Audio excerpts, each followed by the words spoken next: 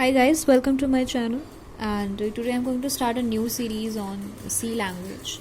So let's get started with the C language. तो language को शुरू करने से पहले मैं थोड़ा सा उसके हिस्ट्री के बारे में बताऊंगी, ब्रीफ हिस्ट्री।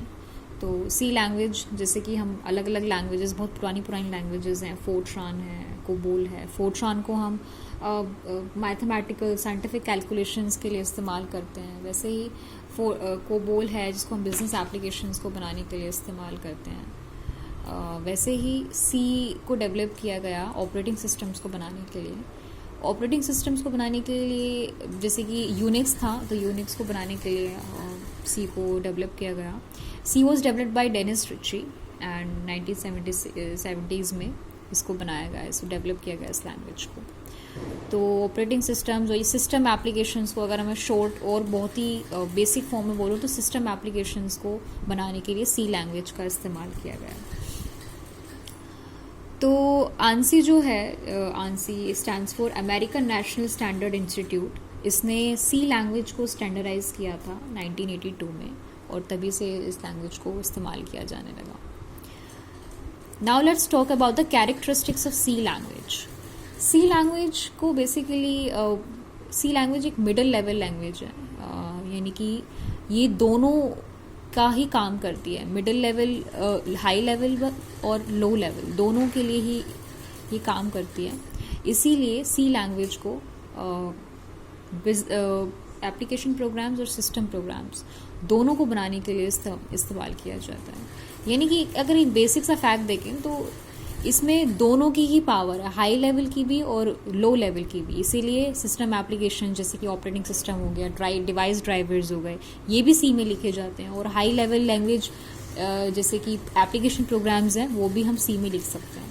तो ये दोनों का काम करती है। तो this is the biggest characteristics of C language. तो सी लैंग्वेज में 32 कीवर्ड्स होते हैं, और ये इंग्लिश जैसे कि इंग्लिश कीवर्ड जो भी हम यूज़ करते हैं, जैसे कि इफ़ हो गए, एल्स हो गया, फॉर, ब्रेक, रिटर्न, आगे हम बहुत सारे पढ़ेंगे 32 कीवर्ड्स के बारे में। तो 32 कीवर्ड्स ही होते हैं, एंड इसमें प्री डिफाइंड लाइब्रेरीज भी होती हैं, फंक्शंस भी होते हैं, इनके बारे में भी पढ़ेंगे सी लैंग्वेज में। तो ये सारी चीज़ें हैं, ये सारी कैरेक्टरिस्टिक्स हैं सी लैंग्वेज के। Now let's talk about the basic structure of C program. एक सी का प्रोग्राम का बेसिक स्ट्रक्चर क्या होगा, तो इसके बारे में थोड़ा सा जानते हैं।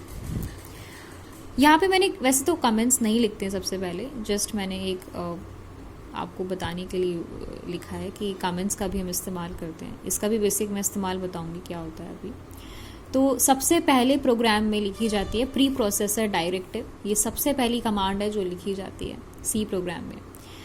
उसके बाद अगर हम कोई हमारे प्रोग्राम में ग्लोबल वेरिएबल्स की रिक्वायरमेंट है तो हम ग्लोबल वेरिएबल्स लिखते हैं मेथड के पहले ही, और फिर हम यहाँ से अपना मेन मेथड शुरू करते हैं, और मेन मेथड के अंदर अपना लॉजिक लिखते हैं प्रोग्राम का। अगर मेन मेथड के अंदर अगर कोई वेरिएबल है, अगर हम उसको डिक्लेयर कर रहे हैं तो वो लोकल वेरिएबल कहलाया जाएगा, ठीक है। तो वो मेथड के अंदर जो भी वेरिएबल्स होते हैं जो हम डिक्लेयर करते हैं उनको लोकल वेरिएबल्स बोलते हैं, और जो भी मेथड के बाहर डिक्लेयर होते हैं उनको ग्लोबल वेरिएबल्स बोलते हैं। तो जो भी हमारा मेन जो लॉजिक है हमारे प्रोग्राम का, वो हमारे प्रोग्राम का लॉजिक मेन मेथड के अंदर लिखा जाएगा। क्योंकि मेन मेथड अगर कुछ रिटर्न कर रहा है तो हम वो लिख देंगे, और अगर कुछ भी रिटर्न नहीं कर रहा तो हम ज़ीरो। अगर कुछ भी हमारा मेथड रिटर्न नहीं करता तो हमेशा ज़ीरो लिख देते हैं, तो रिटर्न ज़ीरो।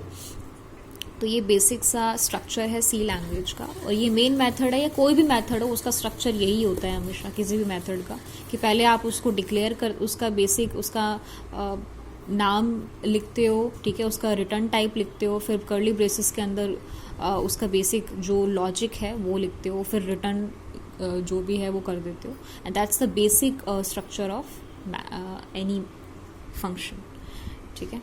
तो ये है structure of C program. Comments जो होते हैं, बेसिकली हम कमेंट्स को थोड़ा सा अपने प्रोग्राम को और वर्बली एक्सप्लेन करने के लिए लिखते हैं हम कमेंट्स में। जैसे कि कुछ भी अगर हम कुछ अपने कोई ऐसी लाइन है, कमांड है जो कि हम अलग से समझाना चाहते हैं, तो हम उसको कमेंट्स में इंग्लिश में लिख के इनक्लोज कर सकते हैं। तो कमेंट्स का बेसिकली हम इस तरह से कोई भी हम स्टेटमेंट लिख सकते हैं। और इस तरह से उसको एनक्लोज कर सकते हैं, कुछ भी यहाँ लिख सकते हैं और इस तरह से यहाँ एनक्लोज कर सकते हैं इसके अंदर। ये डीलिमिटर्स होते हैं, तो डीलिमिटर्स के अंदर आप कुछ भी लिख सकते हो। तो आप इस तरह से अपने प्रोग्राम को और भी ज़्यादा फुल ऑफ एक्सप्लेनेशंस और भी ज़्यादा इन्फॉर्मेटिव बना सकते हो। तो ये हो गया structure. Now let's talk about the compilation and the execution of C program. C program का कंपाइलेशन और उसका एग्जीक्यूशन कैसे होता है। तो सबसे पहले हम पढ़ते हैं सोर्स कोड। तो जो सबसे पहले हमारे पास अवेलेबल होता है सोर्स कोड, जो भी हम पूरा प्रोग्राम लिखते हैं वो उसको सोर्स कोड बोलते हैं। उसको सी के जो प्रोग्राम्स होते हैं उनको हम .c से सेव करते हैं, एक्सटेंशन .c एक्सटेंशन से सेव करते हैं हमेशा। तो सोर्स कोड सबसे पहले जाता है प्री प्रोसेसर के पास। ये जो प्री प्रोसेसर होता है बेसिकली इसके वर्किंग डिटेल में आगे पढ़ेंगे, लेकिन फ़िलहाल के लिए इतना समझ सकते हैं कि जो प्री प्रोसेसर होता है ये एक डायरेक्टिव होती है और ये जो है हमारे कोड को एक्सपेंड करती है थोड़ा सा, और एक्सपेंड करने के बाद ये कंपाइलर को भेज देती है। तो भी प्री प्रोसेसर डायरेक्टिव कोड को एक्सपेंड करके कंपाइलर को भेज देगी। कंपाइलर जो होता है पूरा कोड कंपाइल कर देगा और कंपाइल करने के बाद असेंबली कोड में कन्वर्ट कर देगा। क्योंकि कभी कभी कुछ कोड कंपाइलेशन के बाद भी कुछ कोड ऐसा बचता है जो कि स्टिल थोड़ा सा कंपाइल पूरा का पूरा लो लेवल में कन्वर्ट नहीं होता, तो वो बचे कुचे जो वर्ड्स जो टोकन्स हैं उनको कन्वर्ट करने का काम असेंबलर करता है। तो असेंबलर के पास जाने के बाद पूरा का पूरा कोड जो होता है वो ऑब्जेक्ट कोड में कन्वर्ट हो जाता है। मतलब पूरा का पूरा कोड जो है वो हमारा लो लेवल में कन्वर्ट हो जाता है। फिर ऑब्जेक्ट कोड जो होता है हमारा बन गया। अब ऑब्जेक्ट कोड के बाद भी एक और प्रोसेस बचता है लिंकर का। लिंकर क्या काम करता है, सिंपल, जो भी हमारी प्री डिफाइंड लाइब्रेरीज अगर हमने अपने प्रोग्राम में इस्तेमाल करी हैं, प्री डिफाइंड लाइब्रेरीज हैं, तो उनका जो कोड होता है वो ऑलरेडी कंपाइल होता है। उसकी कोड को और हमारे कोड को लिंक करने का काम लिंकर करता है। अगर हमारे प्रोग्राम में कोई भी प्री डिफाइंड लाइब्रेरीज हैं तो उनके कोड को हमारे कोड में लिंक करने का काम लिंकर करता है, और जब ये काम हो जाता है तो पूरा का पूरा हमारा कोड एग्जीक्यूटेबल कोड बन जाता है और ये एग्जीक्यूट हो जाता है।